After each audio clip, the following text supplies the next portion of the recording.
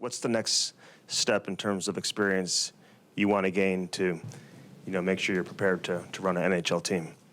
Well, I think what Doug mentioned there, like, there's only one way of getting the experience, and that's going through it.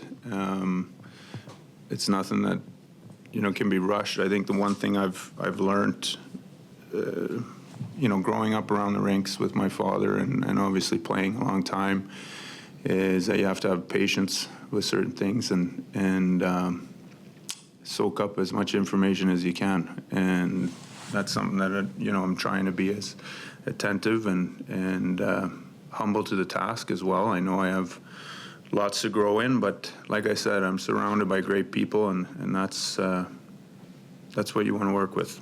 It's the character of the people, and I'm just really excited right now. Doug, Jeremy, you touched on this earlier, but if you could go into a little more detail. You know exactly what it takes to be a general manager in this league. You've known him for a long time. What are the characteristics? Why do you believe that he has what it takes to be a strong GM?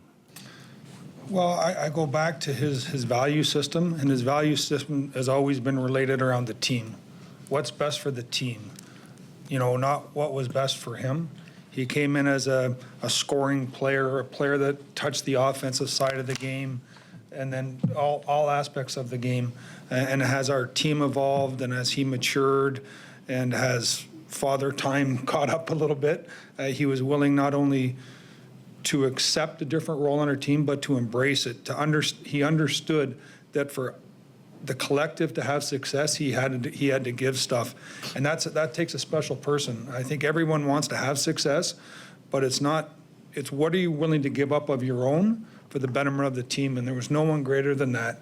I go back to a story that we met after a disappointing season and traded one of his better friends, or maybe his best friend, and Paul Stastny, and we were at Starbucks, my favorite meeting spot with the guys, and he just said, like, we need to win. Like, I don't want to, if we're moving players for picks, I don't, I want to win. And I said, can you just give me a little bit of time? I'll prove to you that we want to win. And then we traded for Shannon, we brought in O'Reilly, we brought in those guys, and when you do that, you never know how it's going to end. And it ended with a championship. And when I look back at those are days that I remember more than the game itself. It's the desire that he had to be part of a winning organization, the willing he was to commit.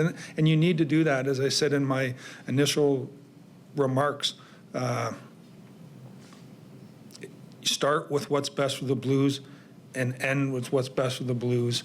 And if you can't answer that question, that this is best for Blues, you don't do it. I talked to Tom, and selfishly, there was some selfish reasons for me to stay on as a manager, potentially get to 1,000 wins.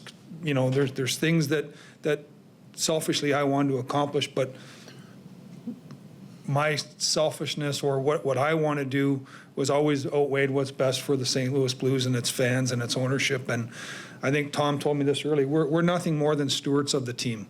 The team is here now. It's going to be here long after I'm gone, and my job is to continue to do what's best for the Blues. And I know that Steener shares those values. He's always, and when I told some of the players, like, he actually does bleed blue, and to have that in our organization, the players feed off it. They fed off it when he played.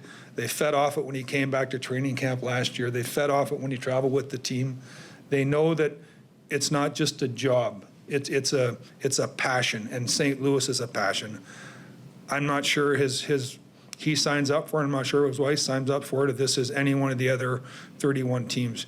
He's a Blue, and he wants to be a Blue. And when you start with that passion, that's the part. And then his hockey knowledge is it's second to none. I go back to that's going to be the easy part, is assessing what we need and how we do it. It's the things behind the curtain that aren't sexy that managers do that we're going to make sure he's up to speed on. But he starts with the number one ingredient is knowledge, passion, and then you just add in the love of St. Louis. This is a no-brainer.